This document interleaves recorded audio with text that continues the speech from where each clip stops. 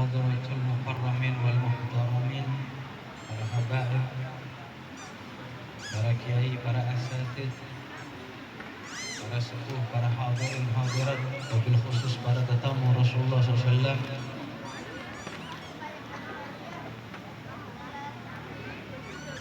Thumma wabil khusus guru kita bersama Kiai Ahmad Mudzakkir, Allah bituli hayatih. Semoga Allah Ta'ala memanjangkan umur kita sekalian, senantiasa meliputi kita dengan rahmatnya Allah,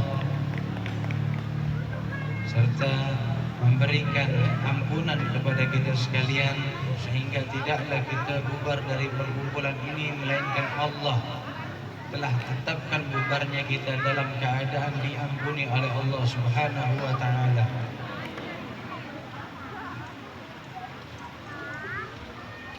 Alhamdulillah,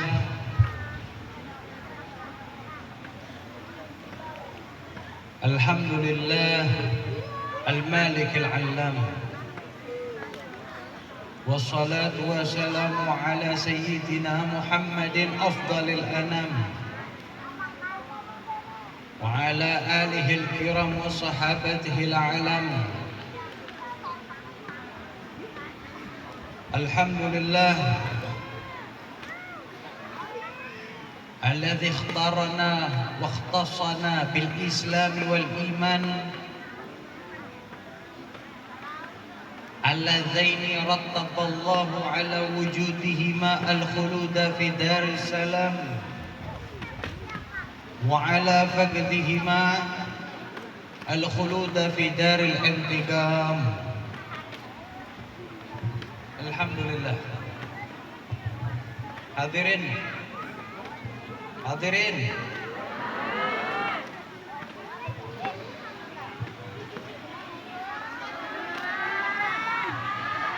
makanya jangan ngobrol.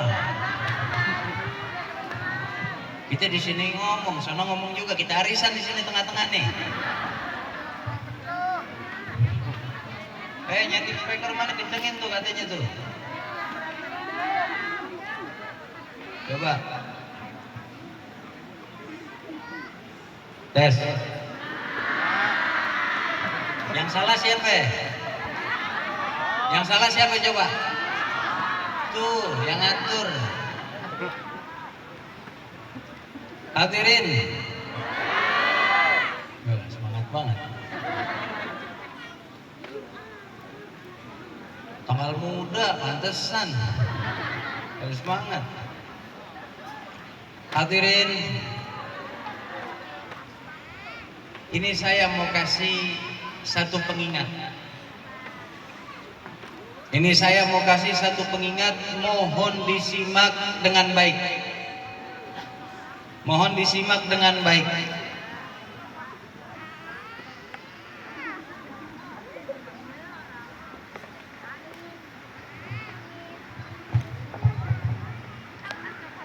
Kalau andaikan saya bertamu ke rumah Kiai Ahmad, tuan rumahnya siapa? Siapa? Kiai Ahmad. Tuh. Misalkan saya bertamu nih ke rumah antum semua yang hadir nih, berarti tuan rumahnya siapa?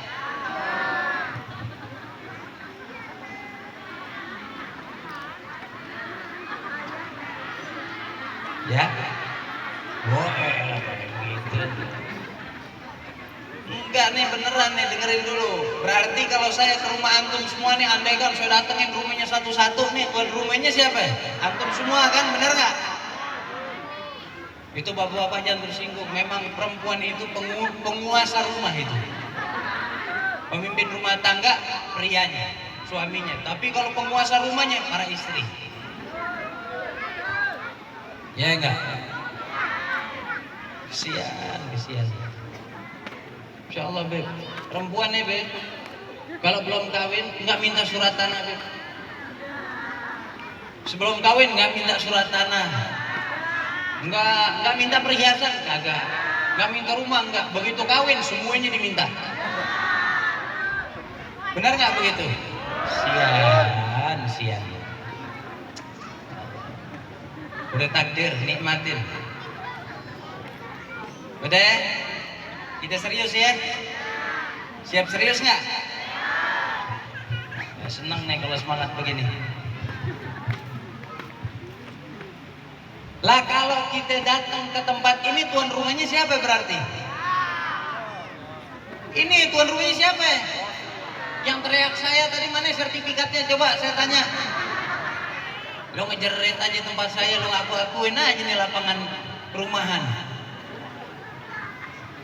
Kalau kita hadir ke majelis maulid, tuan rumahnya siapa? Siapa tuan rumahnya? Nah, tuan rumahnya Kanjeng Nabi. Kanjeng Nabi Muhammad sallallahu alaihi wasallam. Ibu, bapak, kalau seandainya saya datang ke rumah antum, datang ke rumah ibu atau bapak, atau ada orang bertamu ke rumah ibu bapak, nggak pakai salam, tahu-tahu masuk ke ruang kamar tidur, marah nggak kira-kira? Kenapa marah? Oh tahu nggak sopan. Nih kita datang di majelis maulid, masuk majelis maulid, tuan rumahnya Nabi, yang ngerokok ada, dibacain ayat Quran sambil ngobrol ada. Sopan nggak kira-kira? Makanya banyak orang Islam sejuta kali hadir majelis maulid, harusnya dia pulang bawa barokah, bawa sir, bawa rahasia, bawa karunia dari Allah Ta'ala, tapi bubar itu majelis dia nggak dapat apa-apa. Karena kenapa? Karena nggak sopan. Hadirin, saya ceritain. Ini ada ceritanya. Ada orang yang berpendapat kalau Quran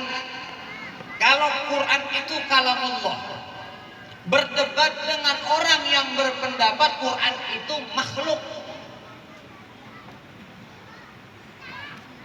Yang mengatakan Al-Quran itu kalam Allah, ditanya alasan Anda apa itu Quran kalam Allah. Yang mengatakan Quran itu makhluk, ditanya sama yang meyakini Quran itu kalam Allah.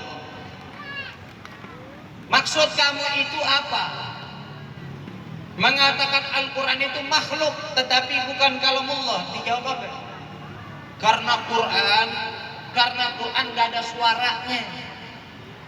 Kalau Quran itu adalah firman Allah, kalamullah, ucapannya Allah, harusnya ada suaranya seperti kita kalau bicara.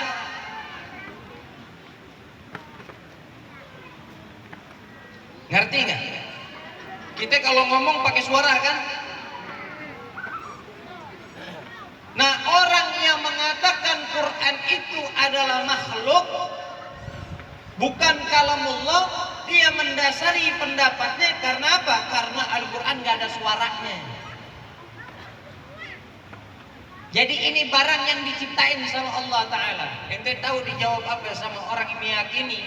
Insya Allah kita yakin semua Quran kalamullah. Sepakat gak?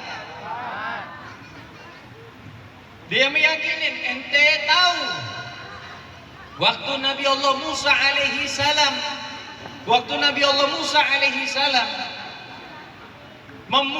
bermunajat meminta kepada Allah Ta'ala untuk melihat, agar diperbolehkan melihat kepada Allah.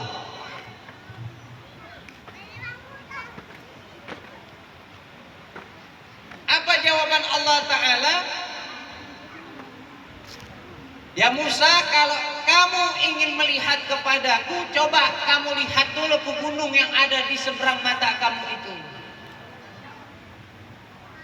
Kalau seandainya nanti aku tampakkan cahayaku, kata Allah Ta'ala, kemudian gunung ini masih berdiri kokoh, enggak hancur, maka kamu akan bisa melihat kepada saya, kata Allah.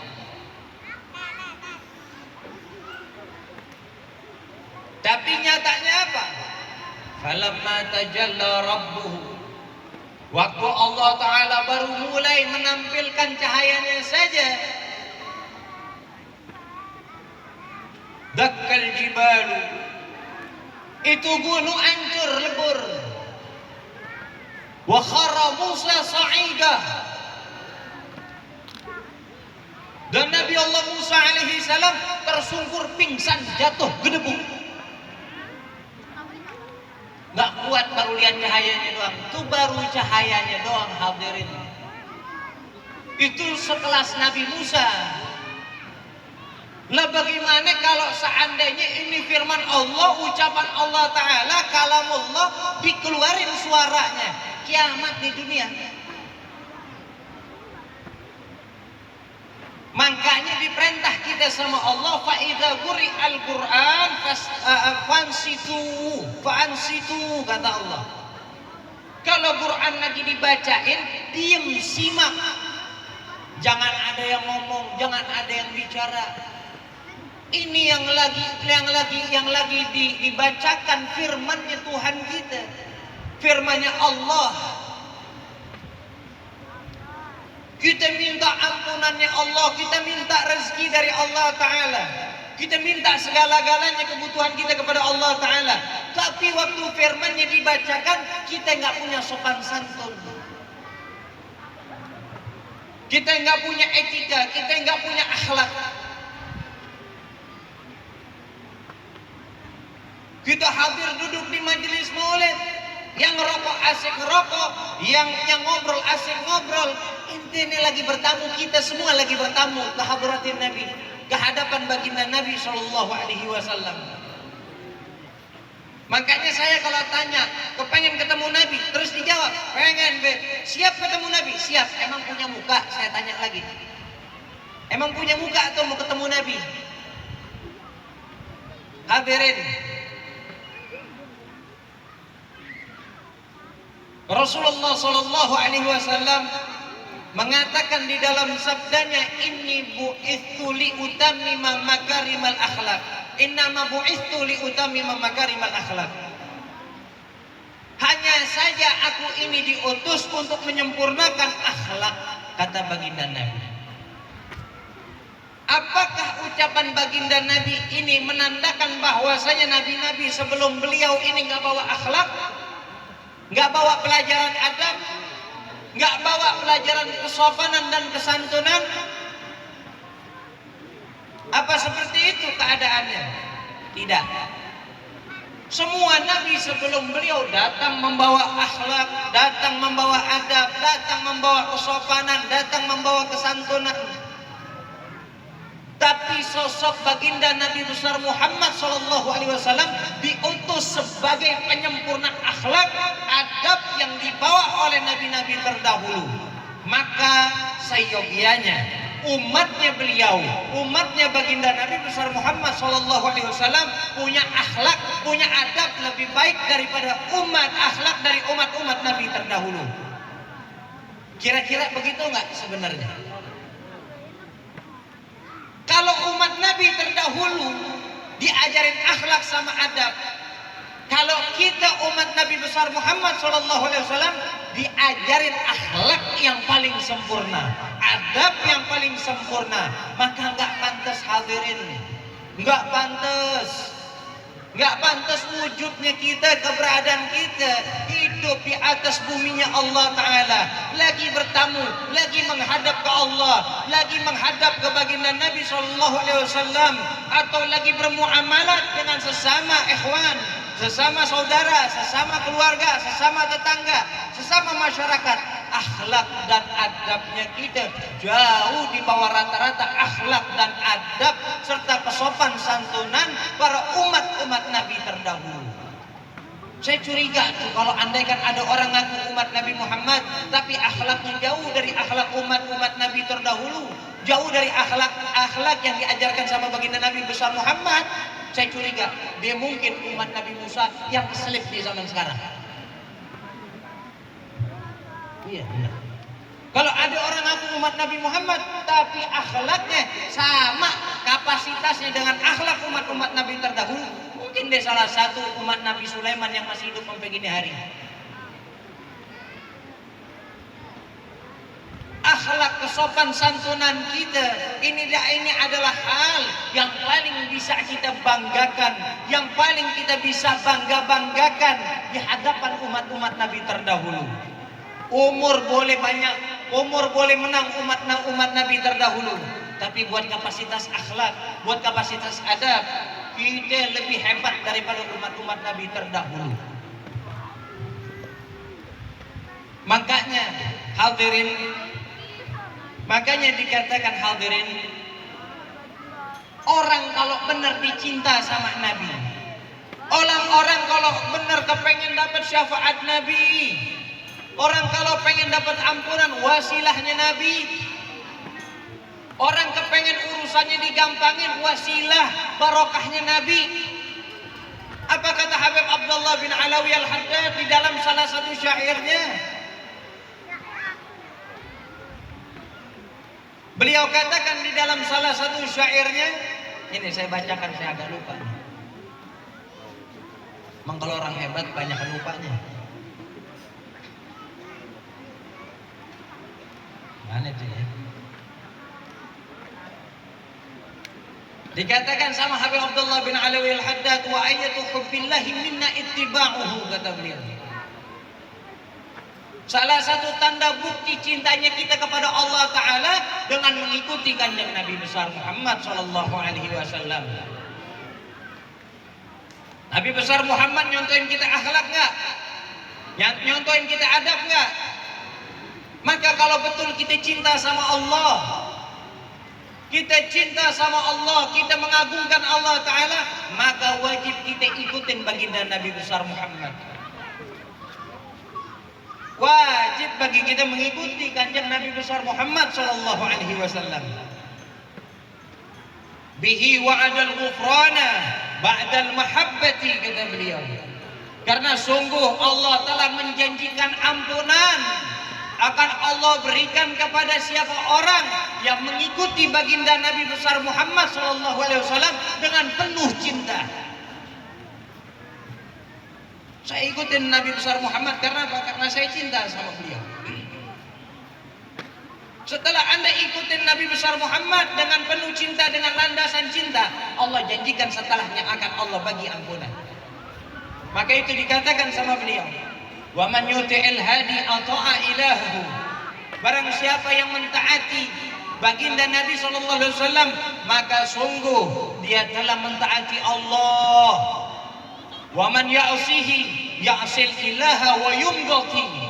Dan barang siapa yang memaksiati baginda Nabi, sungguh dia telah memaksiati Allah, sungguh dia telah mengundang murkanya Allah, kata Habib Abdullah Haddad. Habib itu kata orang, itu kata Habib Abdullah Haddad. Ini saya katakan, saya sampaikan, Allah Ta'ala berfirman, qul in kuntum tuhibbunallaha fattabi'uni yuhibbukumullah. Allah Ta'ala berfirman, Allah Ta'ala berfirman, yang mana firman ini sababun nuzulnya tatkala Rasulullah Sallallahu Alaihi Wasallam berjumpa dengan rombongan, dengan kafilahnya Ka'ab bin Ashraf yang waktu itu belum muslim. Waktu Rasulullah SAW lihat rombongannya Ka'ab bin Ashraf, Rasulullah dekati, Rasulullah hampiri, Rasulullah ajak mereka untuk memeluk ke dalam Islam, untuk menyembah kepada Allah tanpa menyekutuinya sedikit pun. Lalu apa jawabannya Ka'ab bin Ashraf? Jawabannya Ka'ab bin Ashraf, ya Muhammad, gak usah repot-repot ngajak saya sembah Allah. Kamu perlu tahu kedudukan kita orang ini siapa? Ditanya sama Nabi, kedudukan ente orang ini siapa memang? Dijawab sama Ka'ab bin Ashraf, nahnu bimanzilati abnaillah. Kita orang ini kedudukannya berada di dalam kedudukan anak-anaknya Allah. Oh, Nabi terdiam dengan mendengar jawaban seperti itu. Lalu Allah langsung buru-buru suruh malaikat Jibril turun, bawa ini ayat yang bunyinya, qul in kuntum tuhibbunallah. Ya Muhammad, buruan jawabin dia. Katakan sama dia, kalau betul dia cinta sama Allah, qul in kuntum tuhibbunallah fattabi'uni. maka ikutilah aku, kata baginda Nabi. Kata Allah Ta'ala, suruh ikutin engkau. Kalau dia benar cinta sama Allah, suruh ikutin ente ya Muhammad, kata Allah Ta'ala. Suruh dia ikut sama engkau, suruh ikut ajaran engkau. Karena pada umumnya orang yang mencintai paling gak mau cintanya bertepuk sebelah tangan. Betul gak? Kita cinta sama suatu orang, yang paling ditakutin sama ini orang, cintanya ditolak. Kalau cinta sudah ditolak, bertepuk sebelah tangan. Harapannya pecinta, cintanya dibalas dengan cinta lagi. Betul gak? Maka Allah Ta'ala bilang ke baginda Nabi, kalau memang benar dia cinta sama aku, kata Allah Ta'ala, suruh dia ikutin kamu. Kalau dia ikutin kamu, yuhibbukumullah, tenang, kata Allah Ta'ala, bakal aku balas cintanya dia dengan cintaku, kata Allah. Karena hadirin semua ini kita yang kumpul di sini masih hanya merasakan diri kita saja yang mencintai Allah, tapi kita belum merasakan Allah Ta'ala memberikan cintanya, menjawabi cinta kita dengan memberikan cintanya Allah. Maka caranya bagaimana biar cinta kita kepada Allah tak bertepuk sebelah tangan? Ikutin Nabi besar Muhammad sallallahu alaihi wasallam. Dengan mutaba'atihi, dengan mengikuti baginda Nabi sallallahu alaihi wasallam, dengan bertapak tilas, dengan tapak tilasnya baginda Nabi sallallahu alaihi wasallam, ganjaran yang pertama yang bakal kita dapetin dari Allah, Allah jawabin cinta kita. Allah bakal balas cinta kita dengan cintanya Allah. Yang kedua, setelah Allah cintain kita, Allah bakal datangkan ampunan buat kita. Kalau Allah sudah cinta sama kita, dosa sebanyak apapun yang kita perbuat gak akan lagi ada artinya di hadapan Allah Ta'ala. Karena diandai-andai di dalam hadis qudsi, Allah sendiri yang memberikan pengandaian ini. Kata Allah, seandainya di muka bumi ini, di alam jagat raya ini, dari pertama ciptaan sampai ciptaan yang paling akhir, memiliki hati dengan kapasitas hati orang yang paling busuk, nggak ada taat-taatnya sama sekali, nggak bertakwa, nggak ada takwanya sama sekali, maka apa kata Allah Ta'ala? Nggak ada sedikit pun bisa mendatangkan kemudaratan untuk kemuliaanku, kata Allah. Dan seandainya dari makhluk yang pertama sampai yang akhir itu semua kondisinya memiliki hati, memiliki amalan dan hati orang yang paling saleh, orang yang paling baik, orang yang paling hebat amalnya lagi di hadapan Allah. Apa kata beliau? Kata Allah Ta'ala, sedikit pun gak bisa menambah kemanfaatan, mendatangkan kemanfaatan bagi kemuliaanku, kata Allah Ta'ala. Maka hadirin, kita yang butuh ampunan, kita yang butuh cinta kasihnya Allah Ta'ala. Kalau siapa orang yang sudah mendapati cinta kasihnya Allah Ta'ala, maka Allah Ta'ala gak akan peduli dengan kesalahan apapun yang telah kita perbuat. Karena itu janjinya beliau, karena itulah janjinya Allah Ta'ala. Siapa yang mengikuti baginda Nabi besar Muhammad, Allah bakal balas cintanya dia dengan cintanya Allah. Yang kedua, Allah bakal ampunin dia punya dosa. Mudah-mudahan kita yang kumpul di sini Allah golongkan ke dalam golongan orang-orang min ahli mutaba'atil Habib sallallahu alaihi wasallam. Orang-orang yang mengikuti tapak tilas baginda Nabi sallallahu alaihi wasallam. Mudah-mudahan Allah berikan taufik kepada kita. Mudah-mudahan Allah berikan kita kemampuan untuk mengikuti selalu ajaran Nabi besar Muhammad. Mudah-mudahan Allah izinkan kita menjadi hamba-hambanya yang mengadopsi akhlak, adab, etika, sopan santunnya baginda Nabi besar Muhammad. Mudah-mudahan Allah Ta'ala tidak tolak barokah, tidak Allah tolak perkumpulan kita yang kita buat pada malam hari ini, sehingga perkumpulan kita mendatangkan rahmatnya Allah, mendatangkan ampunannya Allah, sehingga tidaklah kita bubar dari perkumpulan ini, melainkan Allah jadikan kita orang-orang yang bubar dari perkumpulan ini dalam keadaan diampuni oleh Allah Subhanahu wa Ta'ala.